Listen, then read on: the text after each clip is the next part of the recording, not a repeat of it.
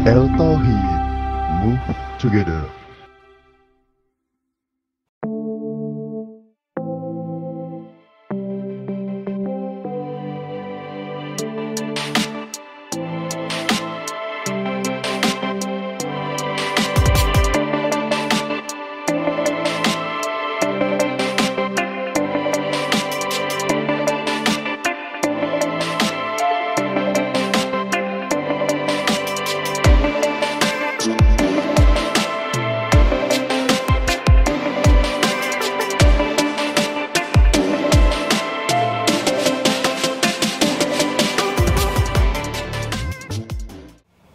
Assalamualaikum warahmatullahi wabarakatuh. Sahabat Tauhid yang insya Allah dimuliakan oleh Allah Subhanahu wa Ta'ala.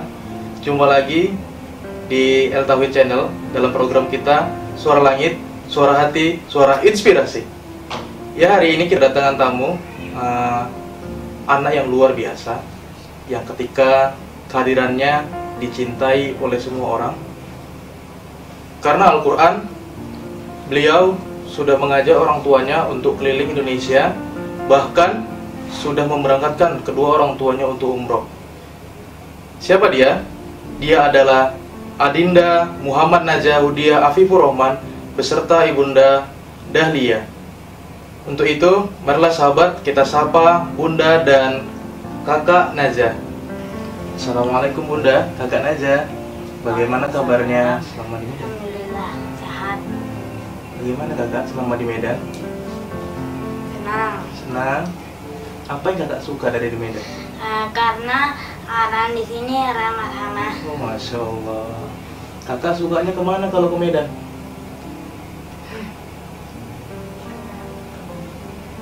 Kemana Kakak? Ke Danau Toba atau ke kebun teh? Dua-duanya. Dua-duanya. Kalau di Medan, Kakak sukanya makan apa? Tidak tahu. Yang kemarin kepiting, ayam? Enggak. Oh, suka semua. Oh, gitu. Terima kasih Bunda. Kakak Najah sudah hadir di Medan ya Bunda.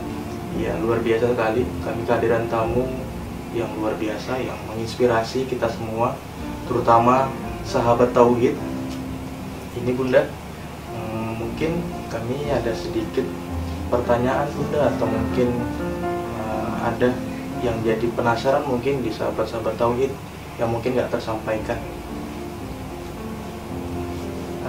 Bunda, kalau boleh tanya Bunda sedikit, sebenarnya sejak kapan Bunda Kakak Najah ini suka dengan Al-Quran?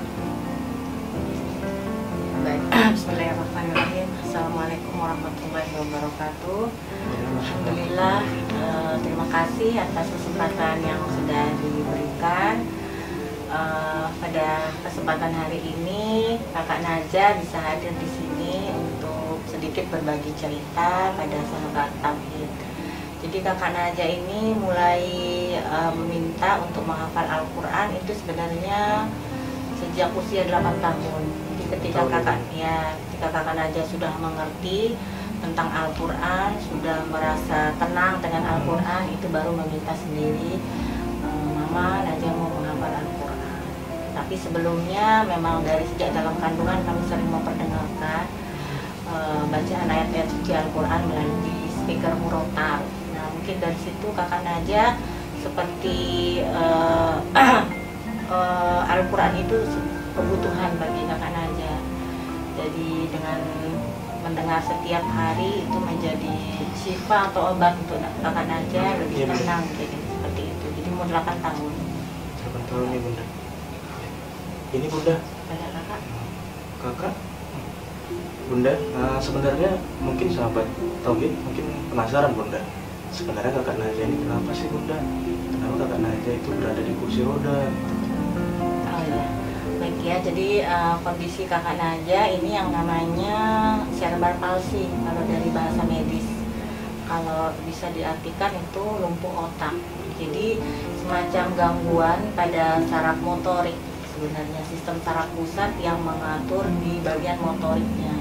Jadi Kakak Najah sekarang ini kondisinya masih dibantu untuk melakukan aktivitas sehari-hari gitu. itu yang membuat Kakak Najah berada di kursi roda, supaya mobilisasinya mau kemana-mana di dalam ruangan itu mudah. Jadi kita juga nggak banyak mengeluarkan tenaga untuk mengangkat. Tapi sejauh ini untuk kondisi Kakak Najah dengan kondisi cerebral palsy ini tipenya namanya tipe spastik diplegia.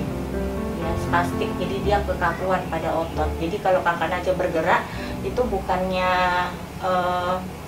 anggota geraknya tuh mengikuti keinginan dari perintah otaknya, malah yang keluar itu berupa gerakan otot kaku. Jadi kaku, kencang badannya gitu. Semakin Kakak Najah pengen melakukan sesuatu, itu semakin tidak terkontrol. Nah, itu namanya cerebral palsy, kelumpuhan otak yang mengukur fungsi motorik. Nah, seperti itu. Jadi kelainan seperti ini ada tingkatannya. Ada yang sedang, ada yang ringan dulu, ada yang ringan, ada yang sedang, dan ada yang tingkatan yang berat. Nah, kalau lihat dari kondisi Kakak Najah ini, Kakak Najah yang tipe sedang. Yang tipe sedang, alhamdulillah dengan Al-Quran yang kita gunakan, memang niat awal memperkenalkan sejak dalam kandungan sebagai syifa, itu berangsur Kakak Najah itu untuk komunikasi dua arah lebih bagus. Komunikasi dua arah lebih bagus, kemudian Kakak Najah sudah lebih enak mengutarakan apa keinginannya, apa kesukaannya, dia pengen apa, berbeda sekali dengan sebelum umur 8 tahun. Itu juga karena Al-Quran juga yang selalu diperdengarkan ke Kakak Najah. Jadi semua karena Al-Quran ya Bunda ya? Semua karena Al-Quran. Karena memang Al-Quran itu obat dari segalanya. Ya, Masya Allah luar biasa di Kakak Najah. Maaf Bunda, mungkin ada sedikit pertanyaan yang mungkin menyentuh di hati Bunda. Jadi bagaimana Bunda ketika dokter menyatakan Kakak Najah ini dinyatakan lumpuh otak Bunda, bagaimana perasaan Bunda dan papanya Kakak Najah? Iya, jadi manusiawi ya. Iya, Bunda. Kalau pada saat mendengar pertama kali vonis dokter itu ya pasti shock yang pertama. Tapi itu lebih saya pendam kalau saya pribadi. Nggak seperti kalau dari papanya sendiri, itu lebih kelihatan seperti ada kelihatan lah dari dari tindakannya itu tuh, mendengar kondisi dokter seperti itu. Sebenarnya awal terdeteksi Kakak Najah itu sebenarnya sudah dari umur 6 bulan sudah terlihat, karena Kakak Najah tidak bisa apa-apa pada saat itu, hanya bisa terlentang, miring kiri, miring kanan. Itu sebenarnya kita sebagai ibu, sebagai orang tua itu sudah melihat tanda-tandanya. Ini kenapa seperti ini, kenapa tidak seperti anak yang normal yang lainnya. Tapi dari dokter mengatakan tidak apa-apa Bu, anak ibu kan lahir prematur. Jadi perkembangannya itu dia mengikuti anak prematur gitu. Jadi kalau misalnya anak ibu sekarang umurnya 6 bulan, dia tidak bisa duduk, anggap saja dia umurnya itu 3 bulan. Itu yang membuat kita sebagai orang tua, oh ya gitu kan, jadi agak tenang gitu. Tapi semakin Kakak Najah besar, itu semakin terlihat gitu, ada keanehan-keanehan gitu. Tapi kita tidak tahu karena ini kondisi Kakak Najah ini di keluarga memang sendiri seperti ini, baik di keluarga saya maupun dari keluarga papanya Najah. Jadi tidak ada pernah keluarga yang mengalami kelainan cerebral palsy seperti ini. Jadi ketika dokter memvonis ibu ini anaknya namanya cerebral palsy, tapi kalau untuk memastikan kita harus melakukan serangkaian tes gitu kan, untuk memastikan bagian otaknya yang mana yang rusak, sel sarafnya kayak gitu. Dan yang membuat shock pada saat itu, perkataan dokternya mengatakan, ibu harus harus jaga kesehatan, ibu harus kuat karena anak ibu nanti seterusnya tidak akan bisa apa-apa gitu. Dia akan membutuhkan orang seumur hidup gitu. Jadi ibu nggak usah muluk-muluk. Nanti bagaimana perlu, yang penting dia bisa hidup aja, ibu sudah harus senang, kata dokter seperti itu. Nah, dengar kondisi dokter seperti itu, sebagai orang tua itu langsung teringat kenapa dokter mengatakan seperti itu gitu. Ada Allah itu dalam hati, ada Allah, kenapa langsung memvonis ini anak nggak bisa apa-apa seperti itu, seolah-olah dokternya tuh tahu kehidupan orang setelah ini gitu. Oh iya dok gitu. Cuma di dalam hati itu kayak bergejolak, ini sebenarnya apa sih yang dialami aja, kenapa dokter mengatakan seperti itu. Serem sekali kita mendengar tidak akan bisa apa-apa dan seperti itu. Sampai akhirnya di perjalanan kita sama-sama terdiam, saya sama papanya di dalam mobil terdiam saja dengan pikiran masing-masing gitu. Akhirnya setelah browsing apa itu cerebral palsy, ya benar gitu, kita seperti shock gitu. Apa yang harus kita lakukan dengan anak ini gitu. Yang sebelumnya anak ini kita lihat baik-baik saja, kalau diajak bicara dia tersenyum gitu. Cuma memang kemana-mana itu lehernya masih lemas gitu, jadi kita bawa ke sana kemari. Nah sampai akhirnya itu belum terpikir untuk saya dibawa hijrah ke Solo untuk terapi. Jika saya hamil anak kedua ada ketakutan tersendiri gitu. Jangan-jangan anak kedua saya seperti ini gitu kan. Akhirnya saya fokus dengan anak kedua itu untuk kehamilan yang kedua. Jadi kakaknya aja tidak begitu saya saya bawa terapi, jadi di rumah aja. Maksud saya ya udah saya keep dulu yang lagi hamil. Tapi ketika kakaknya udah lahir adiknya yang kedua, satu malam gitu, saya kaget gitu ketika saya berdiriin kakak Naja, itu kakak Naja udah nggak bisa berdiri dan udah bentuknya sudah saya nggak bisa bayangkan seperti apa. Sampai saat itu saya memutuskan, oke, saya fokus dengan kakak Naja harus terapi apapun itu. Jadi kalau memutuskan malam itu ketika melihat kondisi kakak Naja yang mungkin saya nggak bisa ceritakan seperti apa yang saya lihat kondisinya seperti itu. Saya memutuskan untuk pergi ke Solo. Jadi waktu itu tidak terpikir biaya yang harus kami keluarkan, tidak terpikir bagaimana susahnya hidup membawa anak dua sendiri di situ, tidak ada suami, itu nggak pernah terpikirkan. Dan keluarga hanya kami informasikan kami akan aja ke Solo, saya akan bawa adiknya. Terus ya udah keluarga bilang udah kalau kamu yakin silahkan berangkat. Udah kita tinggal di Solo selama 3 tahun. Sama kakak Naja kuliah, kakak Naja terapi, saya juga melanjutkan kuliah. Alhamdulillah setelah terapi itu kakak Naja berangsur baik, posturnya semakin bagus. Yang awalnya sudah kita nggak bisa jelaskan seperti apa, sudah alhamdulillah seperti itu. Jadi ya artinya kita sebagai manusia ya kita tidak bisa pungkiri ya ada naik turun, kita punya semangat melihat anak kita sudah segala macam kita usahakan, sudah materi, tenaga dan sekitar all out dah untuk anak kita. Ketika Allah tidak memberikan apa yang ada di bayangan kita, pernah perasaan down. Ya jadi semenjak pulang dari Solo, itu ya kami udah bahagia nih bahwa kondisinya seperti itu. Waktu itu kakak aja pernah bisa berdiri 5 menit. Pulang dari Solo pernah bisa berdiri 5 menit. Itu saya selalu berdiriin di teras rumah, berdiri 5 menit. Itu tuh harapan kami ya Naja sebentar lagi bisa jalan. Jadi dia pakai tokat, jalannya udah bagus, kakinya udah lurus dan segala macam. Itu masih aja tuh orang-orang, oh gini aja, Solo 3 tahun gitu, habis biaya banyak, habis begini-begini gitu. Dalam hati saya, kenapa orang sampai segitunya gitu kan? Ini juga kami sudah bersyukur luar biasa. Sampai akhirnya itu umur kakaknya aja 5,5 tahun saya bawa pulang ke rumah. Terapi, lanjutin terapi di rumah juga dengan terapisnya yang sudah dilatih di Solo, terapi di rumah. Nah sampai akhirnya kakak masuk sekolah. Nah sampai kakak masuk sekolahnya itu yang luar biasa tuh lagi. Ujiannya juga ada di situ. Ketika kakak Naja kelihatan sudah bakat menghafal, udah kelihatan sebenarnya umur 3,5 tahun itu kan udah banyak tuh dihafal ayat-ayat pendek.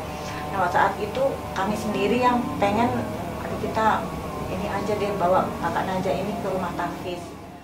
Terima kasih Bunda sudah menginspirasi sahabat Tauhid semuanya. Iya, mungkin ini kita akan mengajak kakak Naja ngaji bareng ya. Boleh kakak? Boleh. Boleh ya? Siap kakak? Siap. Oke, Insya Allah. Kita akan ngaji bareng ya, sahabat Tauhid sekalian. Bismillahirrahmanirrahim. Hamim. Tanzilum minar rahmanir rahim. Fusilat ayat 1. Iya kakak. Itu halaman berapa kakak? 477. Masya Allah. Boleh disambung ayatnya Kak? Kitabun fussilat ayatuhu Qur'anan Arabiyyan liqaumin ya'lamun basyiran wa nadhiran fa'arada aktsaruhum fahum la yasma'un wa qalu qulubuna fi akinnatin mimma tad'una ilaihi wa fi adanina waqar wa fi adanina waqaru wa min bainina wa bainika hijabun fa'mal innana 'amilun. Cukup Kakak, Masya Allah. Benar. Itu boleh diartikan ya Kak, yang ayat kedua boleh?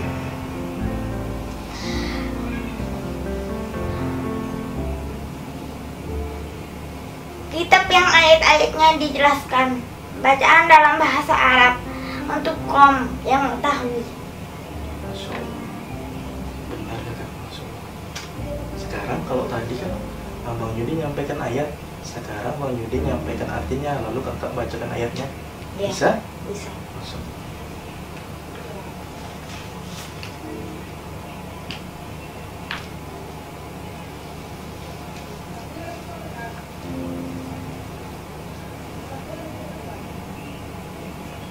Oke, Kakak siap? Siap. Tetapi jika mereka berhenti, maka sesungguh Allah Maha Pengampun, Maha Penyayang. Al-Baqarah Ayat berapa Kakak? 192. Masya Allah. Boleh Kak bacakan ayatnya? Pendek ini. Iya. Fa in tahaw fa innallaha ghafurur rahim. Masya Allah, benar Kakak. Luar. Soalnya pendek. Oh. Iya. Terima kasih Kakak. Mungkin itu aja ya. Terima kasih sudah menginspirasi sahabat-sahabat Tauhid dan kawan-kawan lainnya, Bunda. Terima Ya, kasih sama-sama. banyak sudah hadir di Kota Medan ya Bunda ya. Sudah hadir bersama El Tauhid. Iya, terima kasih. Semoga Bunda nanti ke depan juga bisa bareng lagi kan sama kami kemarin gitu ya. Insya Allah. Terima kasih Kakak. Oke, demikianlah ngobrol bareng kita bersama Bunda dan juga Kakak Naja. Semoga ini bisa menjadi motivasi dan inspirasi buat sahabat-sahabat Tauhid lainnya. Kita akhiri dengan fastabiqul khairat. Wassalamualaikum warahmatullahi wabarakatuh. Waalaikumsalam warahmatullahi wabarakatuh. A'udzu billahi minasyaitonir rajim. Bismillahirrahmanirrahim. Satu. Satu dan dua ya. Belum. Kalau boleh tahu Kakak halaman